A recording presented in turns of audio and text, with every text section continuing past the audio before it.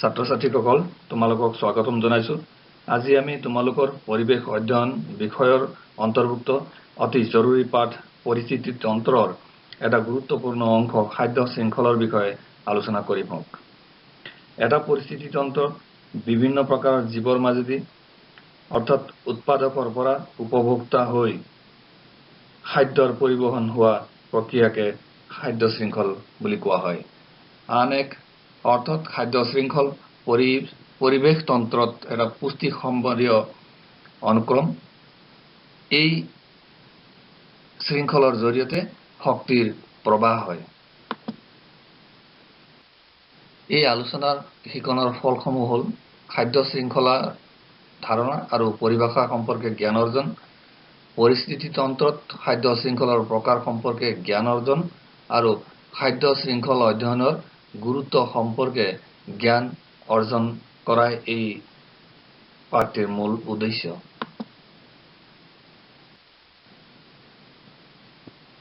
এটা উদাহৰণে আমি সমগ্ৰ কথাটো বুজিবলৈ চেষ্টা কৰোঁ। এটা স্বাভাৱিক পৰিৱেশ তন্ত্ৰত ঘাঁহৰ পৰা আৰম্ভ হোৱা পৰিৱেশ তন্ত্ৰত ঘাঁহ, ফৰিং, ভেকুলী, সাপ আৰু অন্তিম পৰ্যায়ত চিলনীত শেষ হয়গে। এই খাদ্য শৃংখলত উৎপাদক ঘাঁহে সূৰ্যৰ ৰশ্মিৰ সহায়ত সালোক সংশ্লেষণ প্ৰক্ৰিয়াৰে উৎপাদন কৰা খাদ্য বস্তুখিনি ফৰিঙে গ্ৰহণ কৰে। ফৰিঙক ভেকুলীয়ে খাদ্য হিচাপে গ্ৰহণ কৰে, ভেকুলীক খাদ্য হিচাপে সাপে গ্ৰহণ কৰে আৰু সাপক চিলনী বা হক চৰাই খাদ্য হিচাপে গ্ৰহণ কৰে। এইদৰে উৎপাদকৰ পৰা আৰম্ভ কৰি জীৱবোৰৰ মাজত ধাৰাবাহিকভাৱে অইন জীৱক খাদ্য হিচাপে খোৱা আৰু নিজেও আনৰ খাদ্য হোৱাৰ জৰিয়তে খাদ্য আৰু শক্তিৰ ক্ৰমানুসাৰ আন্তঃসংযোগক খাদ্য শৃংখল বুলি কোৱা হয়।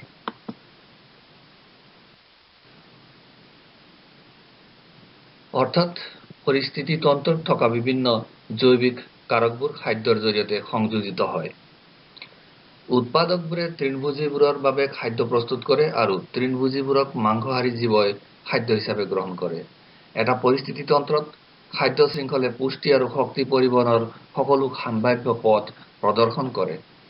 একোটা খাদ্য শৃংখলত সূৰ্যৰ পৰা শক্তিখিনি উৎপাদকলৈ একমুখী প্ৰবাহৰ জৰিয়তে গতি কৰে আৰু তাৰ পিছত ধাৰাবাহিকভাৱে বিভিন্ন প্ৰকাৰৰ উপভোক্তালৈ গতি কৰে। সেয়ে একোটা খাদ্য শৃংখল সদায় পোনপটীয়া আৰু এডাল সৰল ৰেখাৰ দৰে আগুৱাই গৈ থাকে। খাদ্য শৃংখলৰ দৈৰ্ঘ্য ইয়াত সংযোজিত সংখ্যাৰ ওপৰত নিৰ্ভৰশীল। প্ৰকৃতিত থকা প্ৰায়বোৰ খাদ্য শৃংখলৰ গড় দৈৰ্ঘ্য 4 অথবা 5টা সংযোজনলৈকেহে থাকে। অৱশ্যে কেতিয়াবা কেতিয়াবা 10টা সংযোজনলৈকে থকা জনা গৈছে যদিও এনে পৰিঘটনা প্ৰকৃতিত বিৰল। সৰ্বভোজী প্ৰাণীবোৰে এটাতকৈ অধিক পুষ্টি স্তৰ অধিগ্ৰহণ কৰি থাকে আৰু কিছুমান প্ৰাণীয়ে বিভিন্ন খাদ্য শৃংখলত বিভিন্ন পুষ্টি অৱস্থান গ্ৰহণ কৰি থাকে। খাদ্য শৃংখলৰ প্ৰকাৰ। এটা পৰিস্থিতি তন্ত্ৰত সাধাৰণতে দুই ধৰণৰ খাদ্য শৃংখল দেখা পোৱা যায়: চৰণীয়া খাদ্য শৃংখল আৰু অপৰদ অথবা ডেট্ৰিটাছ খাদ্য শৃংখল। এটা চৰণীয়া খাদ্য শৃংখল একেবাৰে নিম্ন পুষ্টি স্তৰৰ খাদ্য শৃংখল আৰু ইয়াত সালোক সংশ্লেষণ প্ৰক্ৰিয়াৰ দ্বাৰা শক্তি উৎপাদিত হয়। চৰণীয়া খাদ্য শৃংখল দুই প্ৰকাৰৰ: চিকাৰী খাদ্য শৃংখল আৰু পৰজীৱীয় খাদ্য শৃংখল। এই দুই প্ৰকাৰৰ খাদ্য শৃংখলৰ উপৰিও আন এক বিশেষ ধৰণৰ খাদ্য শৃংখল হ'ল খাদ্য চক্ৰ। চিকাৰী খাদ্য শৃংখল। এই প্ৰকাৰৰ খাদ্য শৃংখল স্বপুষ্টিক শক্তি গ্ৰহণ আৰু এইদৰে গৃহীত শক্তিৰ পৰৱৰ্তী গতিৰ ওপৰত নিৰ্ভৰশীল। ইয়াত এটা জন্তুৱে অন্য এটাক চিকাৰ কৰে আৰু তাক খাই পেলায়। যিটো প্ৰাণীয়ে খায় তাক চিকাৰ অথবা প্ৰে আৰু যিটো প্ৰাণীয়ে ইয়াক ভক্ষণ কৰে তাক চিকাৰী বা প্ৰিডাটৰ বুলি কোৱা হয়। চিকাৰী শৃংখলটো উদ্ভিদ, তৃণভোজী প্ৰাণী, প্ৰাথমিক উপভোক্তা, গৌণ উপভোক্তা আৰু অন্য উপাদানৰ দ্বাৰা গঠিত। প্ৰকৃতিৰ প্ৰায়বোৰ পৰিস্থিতিতন্ত্ৰত এই ধৰণৰ খাদ্য শৃংখল দেখা পোৱা যায়। শিকাৰী খাদ্য শৃংখলৰ উদাহৰণ এটা অৰণ্য পৰিস্থিতিতন্ত্ৰত সেউজীয়া উদ্ভিদক হৰিণাই খায় আৰু হৰিণাক বাঘে খায়। আনহাতে মৰুভূমি পৰিস্থিতিতন্ত্ৰত গুল্ম উদ্ভিদক এন্দুৰে খায়, এন্দুৰক সাপে খায়।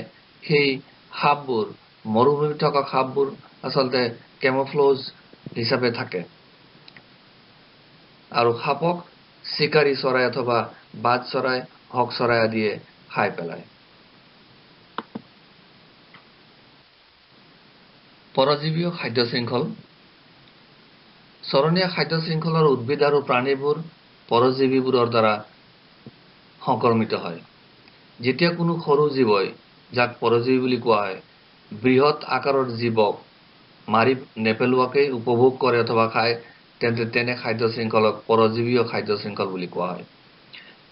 এই খাদ্য শৃংখলত এটা পৰজীৱী অন্য এটা প্ৰাণী অথবা পোষক প্ৰাণীৰ দেহত অথবা দেহৰ ভিতৰত থাকে আৰু পোষক প্ৰাণীৰ পৰা খাদ্য গ্ৰহণ কৰে, য'ত পোষক প্ৰাণীৰ অনিষ্ট সাধন হয়। এই খাদ্য শৃংখল চিকাৰী জীৱৰ দৰে নমৰাকৈ এটা বৃহৎ জীৱৰ পৰা সৰু সৰু জীৱবোৰলৈ পৰিবাহিত হয়।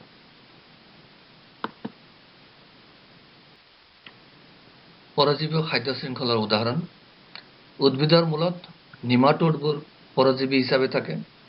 নিমাটোডৰ ভিতৰত বেক্টেৰিয়াবোৰ আকৌ পৰজীৱী হিচাপে থাকে। ঠিক তেনেকে কুকুৰৰ দেহত চাহী কীটবোৰ পৰজীৱী হিচাপে থাকে আৰু চাহী কীটৰ ওপৰত আদ্য প্ৰাণী কিছুমান পৰজীৱী হিচাপে বাস কৰে। ডেট্ৰিটাছ খাদ্য শৃংখল চৰণীয়া খাদ্য শৃংখলৰ পৰা উপজাত জৈৱিক বৰ্জনীয় পদাৰ্থ আৰু মৃত পদাৰ্থবোৰক সাধাৰণতে অপৰদ অথবা ডেট্ৰিটাছ বুলি কোৱা হয়। ডেট্ৰিটাছ খাদ্য শৃংখলৰ অপৰদত থকা শক্তিখিনি কিছুমান প্ৰাণীৰ বাবে শক্তিৰ উৎস হিচাপে কাম কৰে। এই প্ৰাণীবিলাকক অপৰদ ভক্ষক বুলি কোৱা হয়। এই ধৰণৰ খাদ্য শৃংখলত শক্তিখিনি মৃত জৈৱ পদাৰ্থবোৰৰ পৰা অনুজীৱবোৰলৈ গতি কৰে আৰু তাৰ পিছত অপৰদ ভক্ষক জীৱ আৰু সিহঁতৰ চিকাৰী জীৱবোৰলৈ গতি কৰে। অপৰদত থকা পদাৰ্থখিনি বেক্টেৰিয়া আৰু ভেঁকুৰে বিয়োজিত কৰি পেলায়। এই বেক্টেৰিয়া আৰু ভেঁকুৰক কৃমি জাতীয় প্ৰাণী আৰু পতংগই ভক্ষণ কৰে। কৃমি আৰু পতংগক ভেকুলী আৰু জেঠীয়ে ভক্ষণ কৰে। ভেকুলী আৰু জেঠীক সাপে ভক্ষণ কৰে আৰু সাপক চিলনী আৰু বাজ জাতীয় কিছুমান চৰাই ভক্ষণ কৰে। খাদ্য চক্ৰ এটা বা ততোধিক পুষ্টি স্তৰৰ সংযোগ এটা প্ৰজাতিৰ পৰা আৰম্ভ হৈ সেই একে প্ৰজাতিত শেষ হলে তাক খাদ্য চক্ৰ বুলি কোৱা হয়। এনে এটা খাদ্য চক্ৰৰ ভিতৰত এটা প্ৰাণীয়ে একে প্ৰজাতিৰ আন এটা প্ৰাণীক ভক্ষণ কৰিলে তাক স্বজাতি ভক্ষণ কেনিবেলিজিম বুলি কোৱা হয়। স্বজাতি ভক্ষণক প্ৰথম দৈৰ্ঘ্যৰ খাদ্য চক্ৰ বুলি কোৱা হয়। দ্বিতীয় দৈৰ্ঘ্যৰ খাদ্য চক্ৰৰ প্ৰথম প্ৰাণীয়ে দ্বিতীয় প্ৰাণীক আৰু দ্বিতীয় প্ৰাণীয়ে প্ৰথম প্ৰাণীক ভক্ষণ কৰে, যেনে বৰল আৰু মকৰা। খাদ্য শৃংখলৰ অধ্যয়নৰ গুৰুত্ব খাদ্য শৃংখলৰ অধ্যয়নে আমাক তলৰ কথাকেইটা বুজাত সহায় কৰে। যিকোনো পৰিস্থিতি তন্ত্ৰত থকা জীৱবোৰৰ মাজত থকা খাদ্য গ্ৰহণৰ সম্পৰ্ক আৰু আন্তঃক্ৰিয়া, পৰিস্থিতি তন্ত্ৰটোত শক্তিৰ প্ৰবাহ প্ৰক্ৰিয়া আৰু পদাৰ্থবোৰৰ পৰিবহণ, আৰু পৰিস্থিতি তন্ত্ৰটোত বিষাক্ত পদাৰ্থৰ চলন আৰু জৈৱিক আৱৰ্তনৰ অসুবিধা সম্পৰ্কে জ্ঞান আহৰণত সহায় কৰে। ছাত্ৰ ছাত্ৰীসকল, এই আলোচনাটিৰ জৰিয়তে যদি কিছু উপকৃত হৈছো বুলি ভাবিছা, তেন্তে ভিডিঅ'টো লাইক আৰু ছাবস্ক্ৰিপশ্যন কৰিবলৈ নাপাহৰিবা। আৰু কিবা জানিব লগা থাকিলে ইয়াত উল্লেখ কৰা ইমেইলত যোগাযোগ কৰিবা। ধন্যবাদ।